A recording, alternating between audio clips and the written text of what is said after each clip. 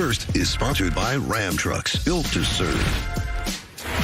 Back here with Chris Canty. So yesterday, the NFL reinstated Browns defensive end Myles Garrett 2 days after he met with Commissioner Roger Goodell. Garrett was suspended indefinitely after ripping the helmet off Mason Rudolph, hitting the Steelers quarterback in the head with it back on November 14th. Then he missed the last 6 games of the season as a result. Nick, what was your reaction to Myles Garrett getting reinstated? I know the NFL didn't say it, but we knew he was getting reinstated. This was never, to me, an indefinite suspension. This was a 6-game suspension. They didn't expect the Browns to make the playoffs. The Browns were a huge long shot at that point to make the playoffs. And 6 games was the upper bound of what I think most of us expected. I thought 4 to 6 games where most people were at when this happened. I do think it makes some of the hysterical nature of the commentary the day after this, where people were calling for lifetime banishment and arrest, look even more ludicrous. Because listen, what he did was objectionable. You can't hit the guy in the head with the exact item designed to protect the guy's head. We know these things. But I think for the Browns, they got the best player on their football team back.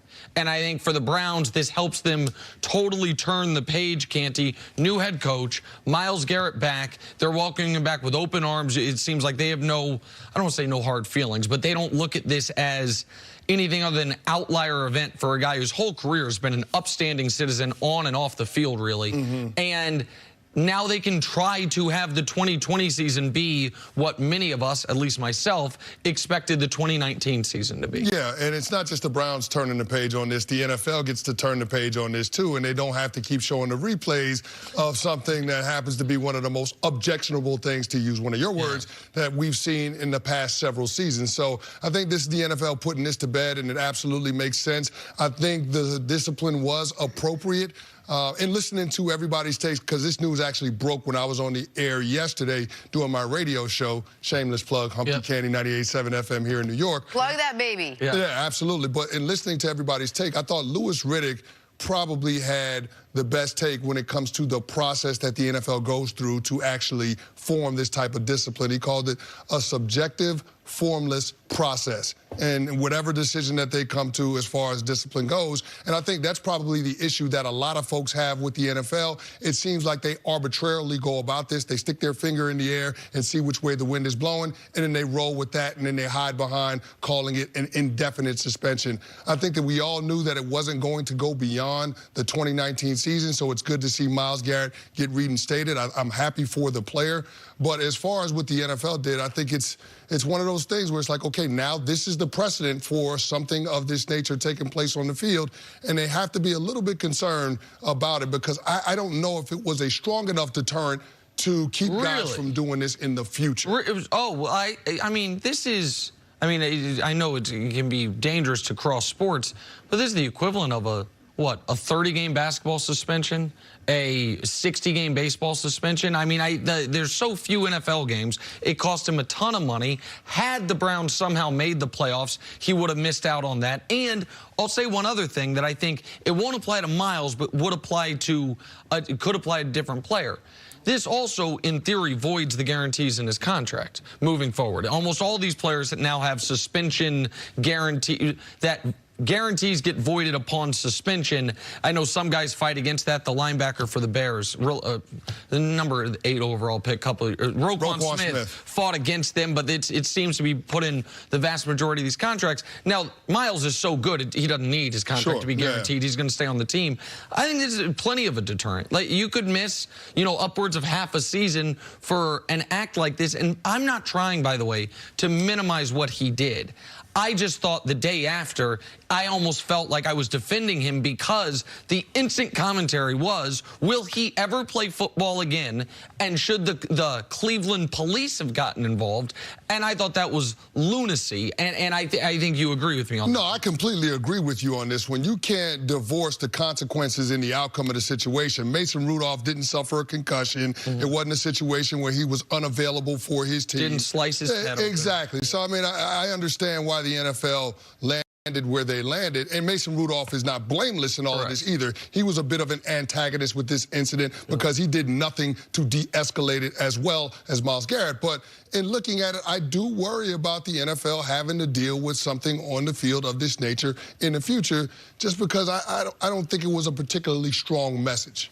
Well, I'm surprised. I think you were surprised that that was his reaction as well. All right, let's take a break. Coming up, did last night prove LeBron is still the best player? Superstar has been making the apology tour, seems to be in a different headspace now. Yesterday on Instagram, he posted an apology to Ben Roethlisberger, his former quarterback. Said, I never realized how good I had it, got caught up in my emotions with everyone coming after me. I really apologize for my actions. Sincerely, man, it's never been another connection like what we've done in the past decade. I appreciate you. Sincerely, AB. You know, Kenny, his words sound good. You're laughing. I'm sure it's the same way I interpreted this soundbite. But if you're a team and you've watched all of this unfold, is the risk worth the reward when it comes to Antonio Brown? For me, it's not. This is just more erratic behavior from Antonio Brown, and right now I can't trust his decision-making. So if I'm an organization that's looking to get more production from the wide receiver position, that's not where you're looking. That's not the direction I'm going in. Not at least for me. I think there's too much baggage that comes along with Antonio Brown, all the things that we've seen play out this offseason, from the domestic disturbances at his house, issues with law enforcement in South Florida. It's just one thing after another. Instagram living. And one thing after another with Antonio Brown. And if I'm an organization, I'm not looking to bring in that distraction. Now, in looking at how that divorce in Pittsburgh took place, it was because Antonio Brown realized that he wasn't being treated like Ben Roethlisberger, another player that had a lot of baggage that came along with him. And in looking at it, yeah, AB didn't know how good he had it. That 6-year stretch that he and Big Ben put together is arguably the best 6-year stretch of any wide receiver in the history of our game. So when you're playing with a future Hall of Fame quarterback, yeah, that's a good situation to be in. Grass is not necessarily greener on the other side, but AB wanted to get a new contract, more guaranteed money. He got that in Oakland, and then he found a way to talk himself out of that situation as well. But, I mean, the apology does nothing for me in terms of repairing his image and getting him on the fast track back into the NFL. I thought his last shot was going to be with the New England Patriots, and I still stand by that. Because, Nick, I know you're a big believer in take integrity, so I still stand by. I still stand by AB having his last shot in the NFL. And if he was going to have another shot, it appeared to maybe come in New Orleans, and he Instagrammed his way out of that spot. Even if that wasn't going, they weren't going to offer him a job. He didn't help himself there. You guys remember the great Matthew McConaughey vehicle, How to Lose a Guy in 10 Days? Very well. It is a classic. I mean, Antonio Brown this is how to lose a career in 365 days. I mean, this is what it is. I wouldn't have thought it was possible, barring, you know, incarceration. Barring this. Barring the fact that he was injury or incarceration where he's not, like, doesn't have his freedom, that he could potentially be out of the league. But I do think this was the first step to him getting back in the league. But it is a lot more steps to come. I think he's going to publicly have to do not only a 60-minute style interview, but I think it's going to have to come after, honestly, like real personal work, whether that's therapy, whether that's life coaching. I think he's going to have to show that he has cut ties with the circle around him of enablers and do-boys who have just been, yeah, AB, of course you're right, of course you're. I think he is going to have to come back a person we don't recognize. Because right now, people do, when you say Antonio Brown, you do not think of the amazing catches. You do not think of the 1,500-yard seasons. You do not think of the Hall of Fame production. You do not think of the guy that I said was en route to arguably becoming the greatest football player under 6 feet tall ever. You think of, you know, on the spectrum of frozen feet to horrific allegations, or anything in the middle, some of the, from nonsense to criminality he's been associated with. So I'm not ready to say his career's over.